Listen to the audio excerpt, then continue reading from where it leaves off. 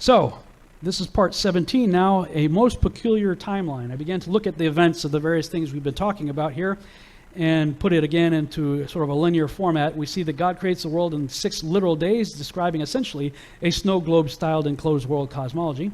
Shortly after, Adam and Eve are placed in the Garden of Eden, and a serpent deceives them into disobeying Yahuwah, and a seed war begins. Cain kills his brother Abel. Seth replaces Abel, and the messianic seed is to come from his line, Seth. Plan B, corrupt the seed line. The Genesis 6 experiment occurs. Over a 1,200-year time period, all flesh becomes corrupted through various forms of Nephilim hybridization. Yahuwah destroys the whole world with a flood, preserving only those who made it onto Noah's ark. The whole earth is then repopulated by Noah's 3 sons. Nimrod is born in 1908 a.m., or a year since creation. Abram is born in 1948 a.m., and the seed war continues with 2 human players on the cosmic chessboard, Nimrod versus Abraham. Nimrod builds a tower in order to reach into heaven and ultimately attempts to kill Yahuwah. His plan fails when Yahuwah confounds the languages. People disperse, all talking about the same guy, Nimrod, only now with different names. Hence, he becomes the rebellious god of this world. Abraham produces Isaac, who produces Jacob, who is the father of the 12 tribes of Israel. The stage is now set for the entire biblical narrative, which ultimately leads to Messiah and his final victory in the cosmic seed war. Now, I'm going to shift gears and bring us to the present, keeping in mind that Nimrod was born in 1908 a.m. And I get that number by going, and actually, Wendy Carter, where are you? Yeah, she's got some fantastic timeline charts. What's your website? tetrascroll.com. I met her at a Revive conference in Dallas a number of years ago. As you can tell, I love doing timeline charts and stuff like that. So anytime I see a timeline chart, it just happens to draw my attention. And I walked by her booth, and she had this really nice timeline chart. And I looked at the numbers and the dates and things that she had, and there were several things that she had on her timeline chart that I had on mine, but I'd never seen anybody else put some of those things together. So needless to say, that sparked some very long conversations, and we eventually did a radio show together. You should check that out in my archives, the Revolutionary Radio Project. But she's done a really good job of taking the genealogies and timelines that we are given in Scripture and putting it out graphically. And as I was doing that, I came to the conclusion, based on the timelines, that was the year that Nimrod was born. Well, flash forward to our day, 1908 A.D., and you have Ernest Shackleton boarding a ship called the Nimrod. And he heads down to Antarctica on the Nimrod expedition. Now, and I found that quite by accident, okay? I was actually, if you're going to get into enclosed world cosmology, Antarctica becomes a big issue. You got to start figuring out what's going on with Antarctica, right? So I'm spending a lot of time, looking up things in Antarctica, spending time on Google Earth looking at Antarctica. And on Google Earth, they have these little icons where you can click on and see pictures that people have taken photographs and stuff like that, in some of these locations. So I was just kind of randomly scanning Antarctica on Google Earth, and I come across this caption pops up, the Nimrod Hut. I'm like, the Nimrod Hut? What is this? So I click on it, and it was like one of those 3D panoramas. So when it pops up, you can kind of literally look up, down, all around, in your computer and see this location. I'm like, what, the Nimrod Hut? What is this? So then that prompted me to look, and I discovered, the Nimrod expedition on the Nimrod ship that just so happened to be launched in 1908 A.D., coincidentally, on the Nimrod, who was born in 1908 A.M. And so, in that model, in the circular enclosed world model, Antarctica becomes the outer rim. Well, when we read the account of Enoch, it says, Enoch walked with God and was not, for God took him. Well, in the Joshua account, that's all we get in Genesis. In the Joshua account, it says he was taken in a place of snow and ice. I'm going, what? A place of snow and ice? People think about flat Earth, they're like, oh, are you going to fall off the edge? That's one of the first things everybody thinks, right? No, just Google coastline of Antarctica, and you're going to see 200 and 300 foot ice walls that are holding everything in, just as Scripture says. He has set a boundary for the waters. So no one's fallen off of anything. But as I talked about last night, if there is a firmament and it is attached to a circular Earth, then presumably the firmament is somewhere between 800 and 1,200 miles inland from the coast, at least as best as I can tell. And, looking at the Joshua account, it says that Enoch was not, Genesis, Enoch was not, for God took him. In Joshua, he was taken in a place of snow and ice. So I started thinking, okay, what if Nimrod was trying to reach the firmament with this tall tower? Didn't work out. We know what happened with the Tower of Babel. So now they're trying to go out instead of up.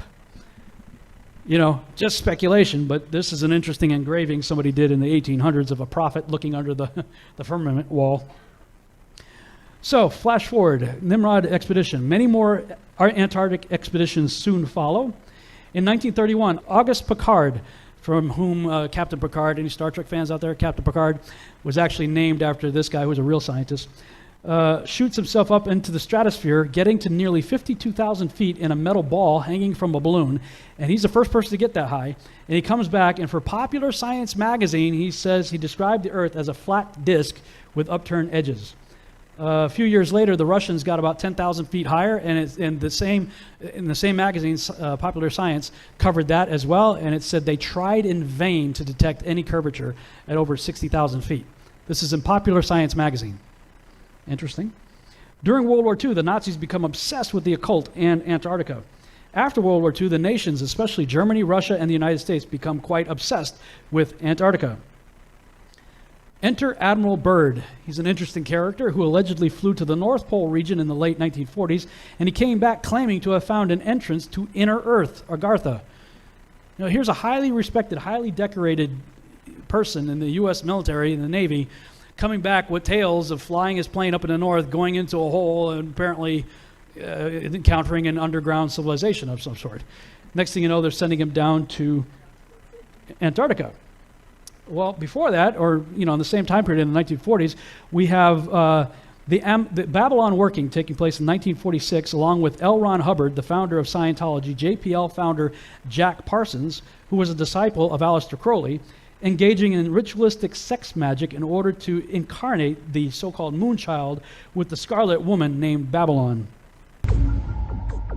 During the 1930s and 1940s, the OTO Lodge in California was headed by a brilliant young rocket designer called Jack Parsons. Jack Parsons developed patented rocket technology, which is still in use by NASA to this day. NASA named a crater on the dark side of the moon in honor of Jack Parsons. Jack Parsons worked during the day to develop rocket propulsion systems which would serve NASA's space program, which was controlled by ex-Nazi SS officers such as Werner von Braun, who had been brought to the USA by the CIA's Project Paperclip. At night, Jack Parsons would hold sex magic rituals in his house in Pasadena and initiate fellow scientists at the Los Alamos Atomic Bomb Laboratory.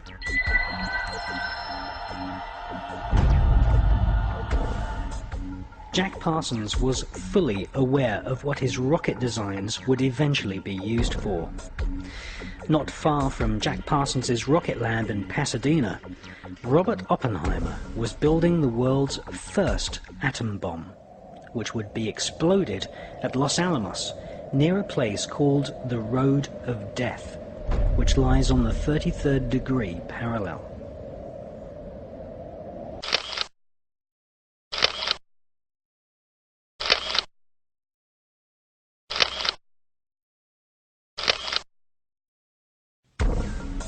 Once installed as the head of the OTO's American operation, Jack Parsons conducted a giant satanic ritual, aided by a fellow OTO member with the codename Freighter H. In 1948, the same year that George Bush Sr. was baptized as Magog, Jack Parsons undertook one of the most dark rituals known to Kabbalists, the Babylon Working. This ritual requires the initiate to visualize the Kabbalistic tree of life, with its 10 spheres and 22 connecting pathways.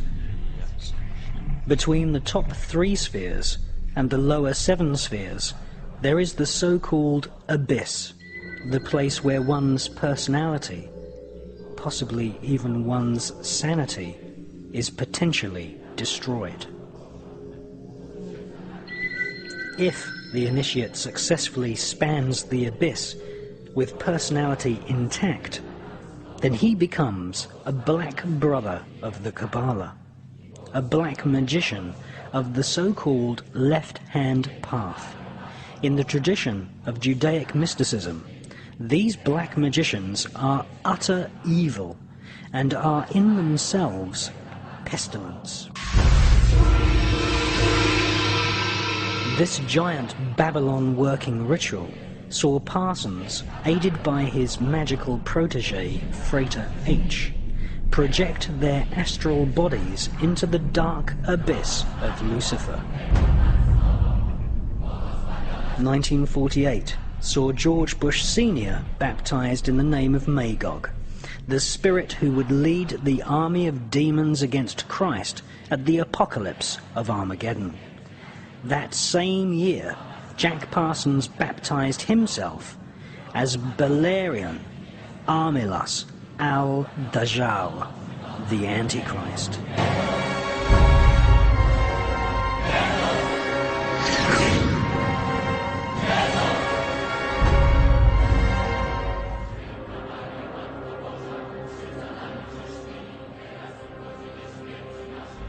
Parsons took on the ancient Judaic teaching that Christ and his church were the enemy of civilization, and that they had to be destroyed.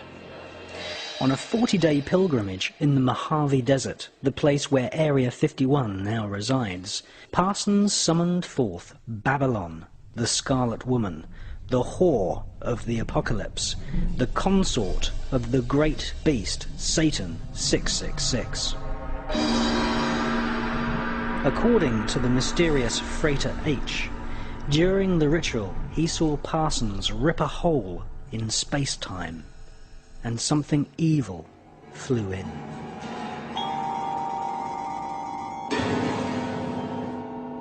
So who was the mysterious Freighter H?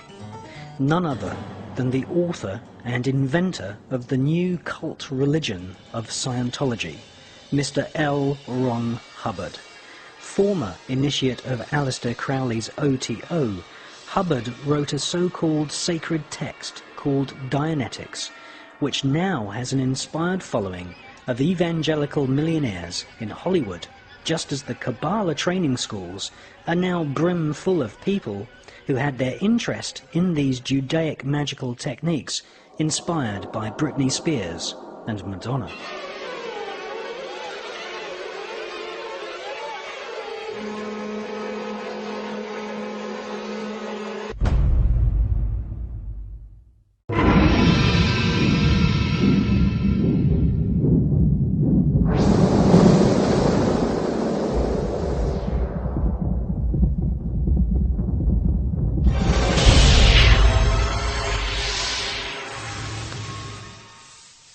Jack Parsons had a sex magic partner in the OTO named Marjorie Cameron.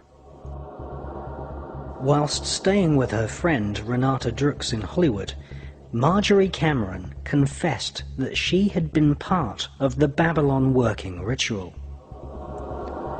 She said that it had been devised by Jack Parsons, L. Ron Hubbard, Aleister Crowley, and Manhattan Project scientists based at the Los Alamos Atomic Bomb Research Unit, headed by Jewish scientist Robert Oppenheimer. Marjorie Cameron confessed that during the Babylon working ritual, assisted by L. Ron Hubbard, Jack Parsons had sexually impregnated her at the point when the spirit of the Antichrist was bestowed upon him. Cameron Parsons had been made pregnant with the child of the Antichrist. Byrd goes to Antarctica leading a whole bunch of ships down there on an expedition called the Operation High Jump in 1947. Why did they call it High Jump? Well, when you get to Antarctica, that's what you got to jump over. You got to get up over that wall. So, in 1947, we also have the founding of the International Monetary Fund, the start of the Jewish immigration to Israel, a young Bedouin shepherd discovers the Dead Sea Scrolls, and the alleged UFO crash happens in Roswell, New Mexico. Things are starting to happen that make me go, what's happening here? A nation called Israel is established in 1948, MK Ultra begins early in the 1950s, officially runs from 1953 to 1973. Operation Deep Freeze, 1955 to 1956. More nations go down there. Prior to Deep Freeze, Admiral Byrd got on national television and talked about, man, all these natural resources are down there. There's another country the size of the United States over there, on the other side. And people are like, what? All kinds of people are getting interested in going down to Antarctica. But then something changes as a result of that mission. Sputnik is launched in 1957. Both NASA and DARPA, how many of you guys know what DARPA is? Defense Advanced Research Projects Agency, doing all the top secret, Batman type technology stuff. DARPA and NASA are both created in 1958. Excuse me. The Antarctic Treaty is drawn up and goes into effect in 1961. Now, many people who want to scoff at, I'm going to just call it biblical cosmology, say, why don't you just get a boat, go down to Antarctica, go find the firmament, Rob? Well, first of all, I've worked in cold weather. I'm not going to do that again. I like my fingers and toes. I want to keep them. Second of all, you can't just do that. When you look into the regulations of the Antarctic Treaty, and that's why I had made a statement that anybody who signed the Antarctic Treaty, all those nations would be quote-unquote in on it if there is in fact a conspiracy. Anybody, and there's many nations who did sign it. You can't just go down there. Yeah, you could go there. You could charter a boat, whatever, go down there. But you can only go where they allow you to go. And the requirements that you have to go through, the paperwork and everything, if you can even get that far, and it's very expensive, good luck. If you can even get that far, you will only be allowed to go where they let you go. You can't just go wander off. And those who have tried, they either ended up dead or arrested or taken away or what have you, disappeared. So look into the Antarctic Treaty if you want to know more on that. Some knucklehead out there has put together a $100,000 flat earth challenge for Rob Skiba. Okay. This is just, first of all, I don't believe that these people have that kind of money. Second of all, it would cost more than that to go down there and do everything that needs to be done. Third of all, I have no interest in going to one of the most hostile places on the earth. And it's extremely dangerous, and I have no interest in going down there. I've already been convinced. I don't need to go do something as stupid as that for some idiot that's trying to offer me $20,000 a year for 5 years that he doesn't even have. Yeah, I got to show you something else. Just for those people who, are upset with me calling this guy an idiot. Let's see. As Forrest Gump said, stupid is as stupid does. This is just one of many reasons why. Listen to this genius. Got to go out there and look back. And you'd have to be 200 to 300 miles out to be able to look back and take a decent picture and get the whole thing or close to the whole thing in one shot. That's really difficult. That's hard to do. But to prove that the Earth is flat, all you have to do is go to Japan on the flat Earth model. Go to that Japan. Of course, the problem is, I don't know how you're going to get to that Japan because Japan isn't there. That's not where Japan is. To get to Japan, you'd have to go to LA, jump on a flight, and fly west, not east, but west. So that's, you got a problem right there. How do you get to the Japan on the flat Earth model? So, but let's lay that aside. Let's say you could get to the Japan on the flat Earth model. Let's say you could do that. All you have to do is find a high place or a low place because the Earth is flat. Remember, it's flat. The whole thing's flat. So all you have to do is just go to the flat Earth Japan and just look out over the flat. Because water finds its level, right? Water doesn't curve, right? So it's flat, right? Okay, so all you have to do is go to the flat Earth model Japan and just look out over the ocean, and you should see it. You should see a rim of ice circling around that part of the Earth if it's flat. And it would also be easy to charter a boat or a ship and just go out there. Easy, so much easier to prove the Earth is flat than it is to prove the Earth is a globe. If your criteria is, well, we want one shot. Need I say more? Wow. Alrighty then. But to answer the challenge, why I wouldn't go down there, I'm going to conclude this video with a mirror of taboo conspiracies video. Antarctica, sorry, we're closed. Our hidden flat Earth. Fantastic video. I suggest that you subscribe just as I did to his channel. He's got some great stuff out there. But for all you guys that are, oh, yeah, okay, just show us a picture. Just go to Antarctica, take a picture, go touch the dome, and show the rest of us, all right? This is why that can't be done. Please try to pay attention. Thank you. Welcome, everyone. This video is in response to the many globe propagandists who demand that I show a picture of the edge of the flat Earth. For the dozens of these ball-loving zealots with multiple sock puppet accounts, who repeat this mantra daily, your demand is ridiculous. But you probably already knew that, right? And that's why you probably keep demanding it. It's actually pretty funny that I just got one of these take a picture comments an hour ago. I'm going to prove in this video that independent travel is not allowed under the Antarctic Treaty System. That fact alone should cause any thinking person to begin questioning our official models. Because something big is being hidden from we, the plebeians, and we're not talking about penguins. For most flat earthers, based on the information that we can reasonably gather, Antarctica constitutes the outer rim of the known world. In other words, Antarctica is likely the shoreline to all of the world's oceans. Like a ring magnet, north constitutes the center of our flat Earth map, and south is every direction away from the northern center. And before I get a dozen comments claiming that such a magnet is impossible, here's a ring magnet shown here. Notice that south is in every direction away from the center north magnetic pole. This is where the 60th south parallel is on a Mercator map. This is the 60th south parallel on a potential flat Earth azimuthal equidistant map. It seems that Antarctica constitutes the circular shore of the known world. So, demanding that I take a picture of a possible edge of the Earth, if any, requires me to not only travel below the 60th south parallel, represented by the circle, but also to cross the entire breadth of Antarctica. According to official numbers, Antarctica has a diameter of roughly 3,400 miles, and so that means our trek will include a long boat ride for hundreds of miles below the 60th south parallel, plus a minimum 6,800-mile round-trip hike across Antarctica.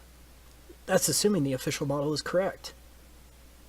Maybe we could fly to one of the ceremonial pole areas, but that would still leave at least a 3,400-mile hike.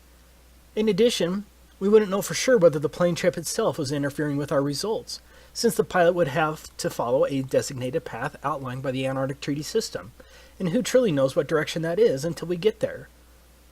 In order to be fully confident, we would really need to stick to the ground and have control over our own pathway, where we can control our direct southerly route opposite of the northern magnetic pole.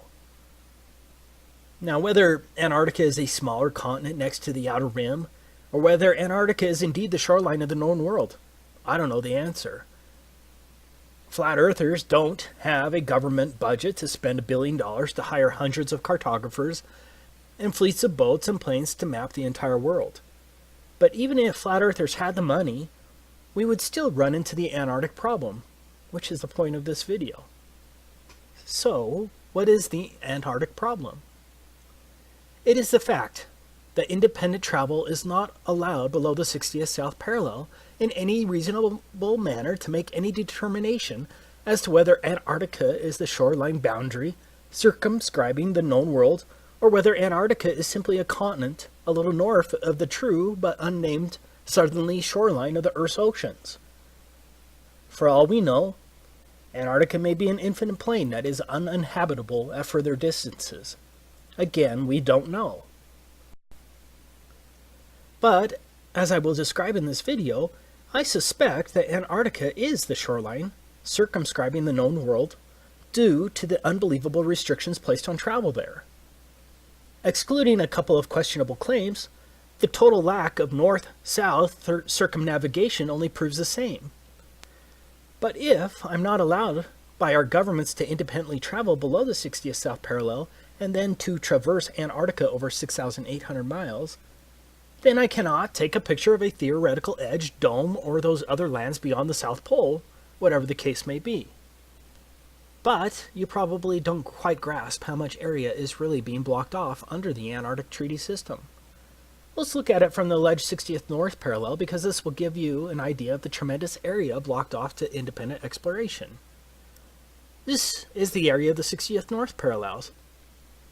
As you can see, the 60th north parallel includes all of northern Canada, Alaska, much of Russia, including St. Petersburg and other major cities, Finland, Sweden, Norway, Iceland, Greenland. It is huge. Now, why in the world is this much area blocked off at the south?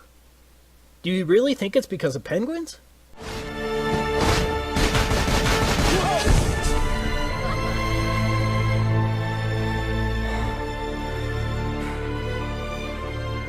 You see, first there was just one, now there's thousands of them. Are they trying to tell us something? So what's the problem? Well, among other things, we are messing with their food chain. And we have got to do something about it. We suggest a ban on all marine harvesting. Do you think the child propaganda from Happy Feet is true? The Antarctic Treaty was executed in 1959 and has been in place ever since. Think about it. No country had any real alleged concerns about the environment at that time. One of the more interesting facts is that the Soviet Union also ratified the treaty, and did so from the beginning on December 1st, 1959. Do you really think the Soviets were truly concerned about the penguins and the fragile Antarctic environment? In other words, America, the USSR, and the rest of the major countries of the world remain partners in generally closing Antarctica throughout most of the so-called fake space race, the Cuban Missile Crisis of 1962,